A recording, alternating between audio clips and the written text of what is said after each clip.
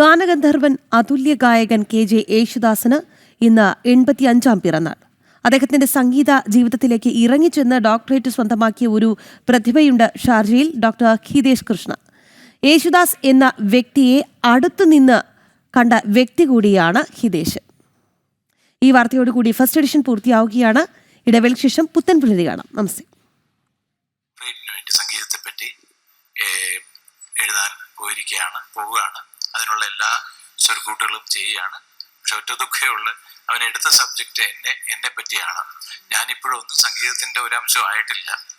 അത് എന്താണ് എഴുതാൻ പോകണമെന്നുള്ളതിന് എനിക്ക് സംശയമാണ്. എന്നാലും എല്ലാ അനുഗ്രഹങ്ങളും എനിക്കറിയാവുന്ന കാര്യങ്ങൾ അവനെ പഠിപ്പിക്കുന്നുണ്ട്. അവൻ പഠിക്കണമെന്ന് ആഗ്രഹമുണ്ട്. ശിശുക്കളെ സ്നേഹാർദ്രനീലാംബരിയാൽ തലോടി സംഘർഷവേദിയിൽ ആദ്യം ദാസേട്ടൻ പഠിപ്പിച്ചു, പിന്നെ ദാസേട്ടനെ പഠിച്ചു. ഇതാണ് ഹിതേഷ് കൃഷ്ണയുടെ ജീവിതം.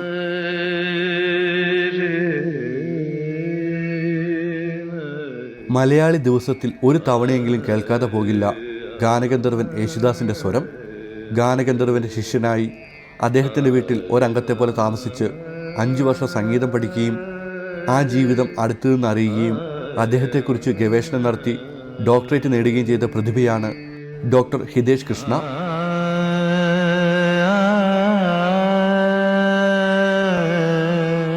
ഞാനിത് സബ്മിറ്റ് ചെയ്തത് കണ്ണൂർ യൂണിവേഴ്സിറ്റിയിലാണ്. എൻ്റെ ഗൈഡ് ഡോക്ടർ K ഓമനക്കുട്ടി ടീച്ചറായിരുന്നു. MG രാധാകൃഷ്ണ സാറിൻ്റെ MG ശ്രീകുമാരേട്ടൻ്റെയും സഹോദരി. ടീച്ചറിൻ്റെ കീഴിലാണ് ഞാനിത് പഠിച്ച് സബ്മിറ്റ് ചെയ്തത്. കണ്ണൂർ യൂണിവേഴ്സിറ്റിയിൽ ഞാൻ സബ്മിറ്റ് ചെയ്തു. ഏകദേശം 7 വർഷത്തോളം ഞാൻ എടുത്തു. പക്ഷേ അതൊന്നും ഒരു പോരാന്നാണ് എൻ്റെ അഭിപ്രായം. കാരണം ഇനിയും അതിനകത്ത് ഒരുപാട് കാര്യങ്ങൾ ചെയ്യാനുണ്ട്. പക്ഷേ എന്നാലും ഞാൻ പറഞ്ഞല്ലോ, യൂണിവേഴ്സിറ്റിയുടെ ആയിട്ടുള്ള സമയവും ചട്ടക്കൂടുകളിൽ നിന്നുകൊണ്ട് വേണം നമുക്ക്.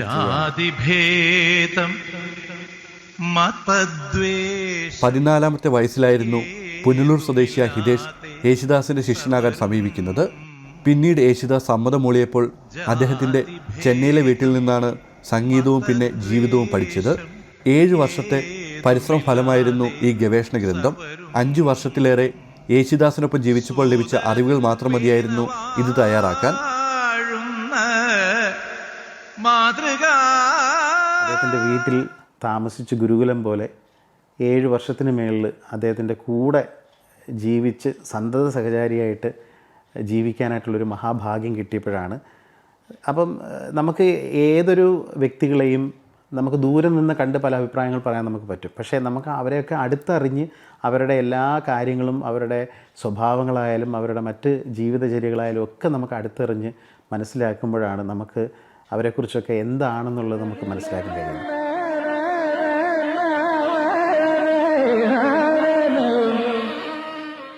മഹാഗായകനെക്കുറിച്ചുള്ള കാര്യങ്ങൾ പൂർണ്ണമായി അവതരിപ്പിച്ചുവെന്ന് ഹിതേഷ് അവകാശപ്പെടുന്നില്ല.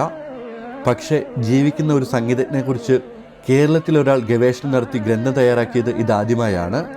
A4 സൈസ് കടലാസിൽ 405 പേജുള്ള പഠനത്തിൽ യേശുദാസിനെക്കുറിച്ചുള്ള അപൂർവ പത്രക്കട്ടിങ്ങുകളും ചിത്രങ്ങളും ഉൾപ്പെടുത്തിയിട്ടുണ്ട്.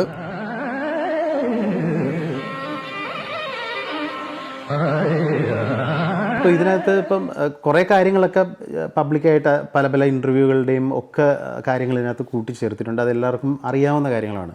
എന്നാൽ അറിയാൻ പറ്റാത്ത ചില കാര്യങ്ങളുണ്ട്. അതായത് ഇപ്പം ഉദാഹരണം പറയുകയാണെങ്കിൽ, അദ്ദേഹം ചില രാഗങ്ങളൊക്കെ പ്രാക്ടീസ് ചെയ്ത സമയത്തുണ്ടായിട്ടുള്ള അനുഭവങ്ങളുണ്ട്. അത് അദ്ദേഹം നേരിട്ട് എനിക്ക് പറഞ്ഞു തന്നിട്ടുള്ള കാര്യങ്ങളാണ്. അപ്പോൾ അത് പിന്നെ പ്രാക്ടീസ് ചെയ്തപ്പം അദ്ദേഹത്തിന് പ്രകൃതിപരമായിട്ട് തന്നെ വന്ന ചില എന്താ പറയുന്ന അനുഭവങ്ങൾ, അപ്പോൾ അതൊക്കെ അദ്ദേഹം പങ്കുവച്ചിട്ടുണ്ട്. അതിൻ്റെ കുറച്ച് ചെറിയ വിവരണങ്ങളൊക്കെ ഞാനിതിനകത്ത് പറഞ്ഞിട്ടുണ്ട്.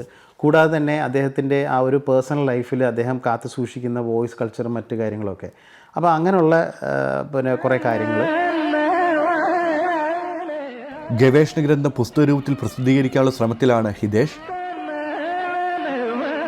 യോഗീന്ദ്രാണാം ത്വദംഗേഷ്വധിക സുമധുരം മുക്തിഭാജാം നിവാസോ ആയുരാരോഗ്യ സൗഖ്യം ആയുരാരോഗ്യ സൗഖ്യം